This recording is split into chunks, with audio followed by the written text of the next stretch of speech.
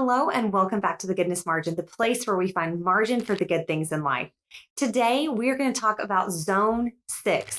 Zone 6 is finally here. It's the final zone when we're talking about all of the zones in our home that we're focusing on to deep clean, declutter, minimize, and organize. Now, this zone is the bedrooms. Earlier in the year, we focused on the master bedroom when we focused on the master suite in that zone. But this zone is all of the other bedrooms. For most of us, that's going to be our kids' bedrooms or a guest room, or for me, it's both of those. So, of course, the first thing we're going to do is we are going to declutter and minimize the room. And then the next thing we're going to do is we are going to deep clean it.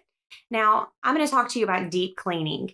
If you've been following me for any period of time, you know that these are the steps we're going to take when we're going to deep clean. We are going to move everything. We're going to take everything off of the beds and clean that really, really well. That's probably something you do on a regular basis. We're going to be sure to do that during this time. We're going to wipe down all of the furniture. If it's upholstered furniture, we're going to vacuum it. We're going to vacuum and wipe down the baseboards and the blinds and the windows. We're going to really deep clean this room. And I also have a checklist for you on the blog post that's linked below.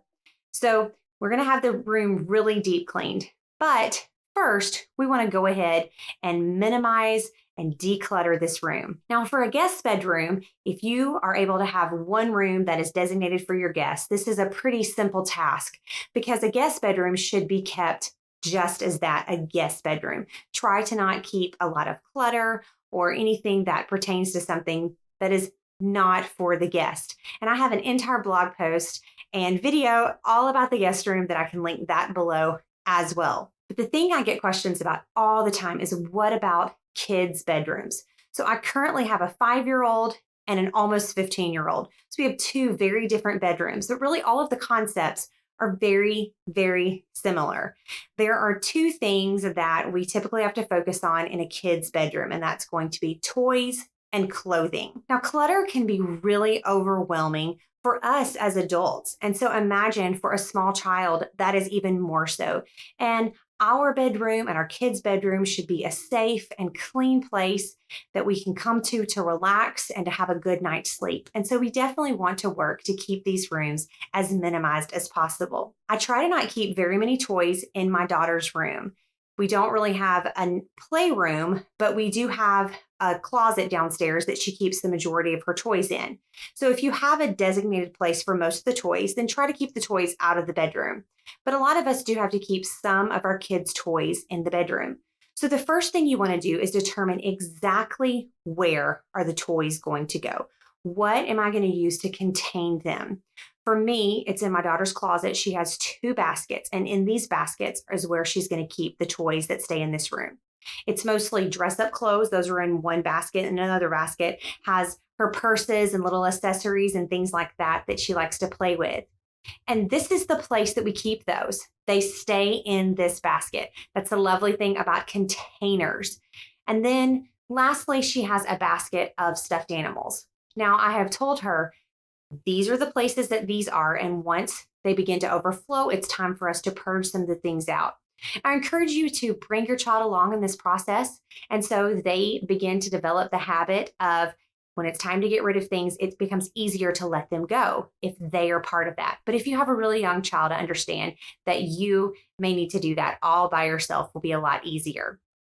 But if you do include your child, especially if they're older and they are old enough to remember what toys that they have, it really solves a lot of problems when in a month they're saying, hey, where is that one thing that I was looking for? A big tip, when you go through the toys and you decide what you're going to get rid of, go ahead and immediately take that, put it in the back of your vehicle or the trunk of your car, and if possible, that very same day, take it to the donation site.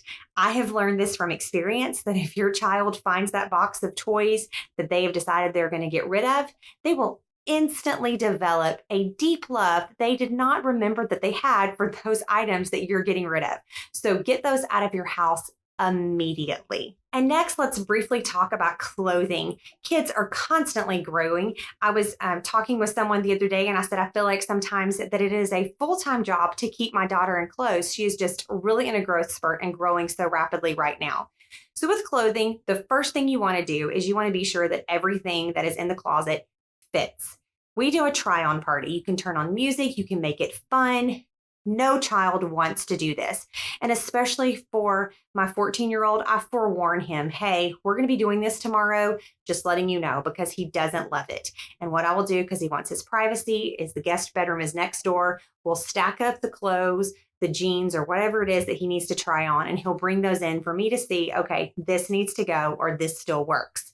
So I do warn him ahead of time because it's not something that he loves, but I give him plenty of time to realize this is happening. And then with my 5-year-old, I just make it something fun. We turn on music and I keep it light and, oh, let's look. Oh my goodness, you've grown so much. This doesn't work anymore. And we separate what does still fit and what does not still fit. This is really important to try things on unless you're certain that they fit. Because sometimes just holding it up is not quite enough to know what the fit is really like. So if it does not fit, if it's too small, get it out of the closet, sell it or donate it. Try to do that pretty quickly so that way you don't have to deal with those clothes anymore. I do keep a basket in her closet. And so if we try something on a regular day and I realize this is too small, I toss it up in that basket. And then after I do this big purge that I'm going to do for this zone, I will take everything and donate it or sell it all at once, including what is in that basket. Now, if something is too big or if it's for the next season, I have a section of her closet that I put those clothes up and away, push them towards the back on the hanger, and that way they're completely out of the way. So the things that are in her closet right now, I know these fit her. And then lastly, you want to put the clothes in categories. It makes it so much easier. I have a section for her dress clothes, I have a section for her school clothes, and I have a section for her play clothes. Now it's becoming summer, and so the school clothes and play clothes sort of come together. But I have a section of her closet where that she can easily access, and she knows these are the clothes. She doesn't have to ask before she wears them. These are the clothes that she can access all the time.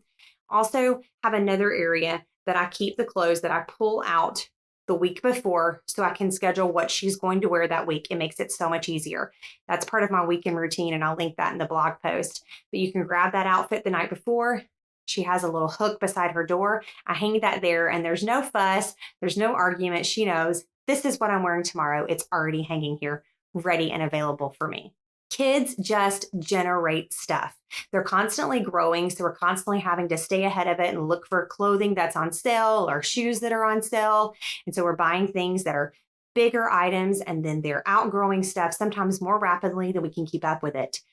With toys just appear. They bring home things from school. They bring home things from grandma's. And so it is a constant thing to keep up with this. But the more we can minimize our kids' rooms, they enjoy that clean room, that tranquil room. It makes it easier on them.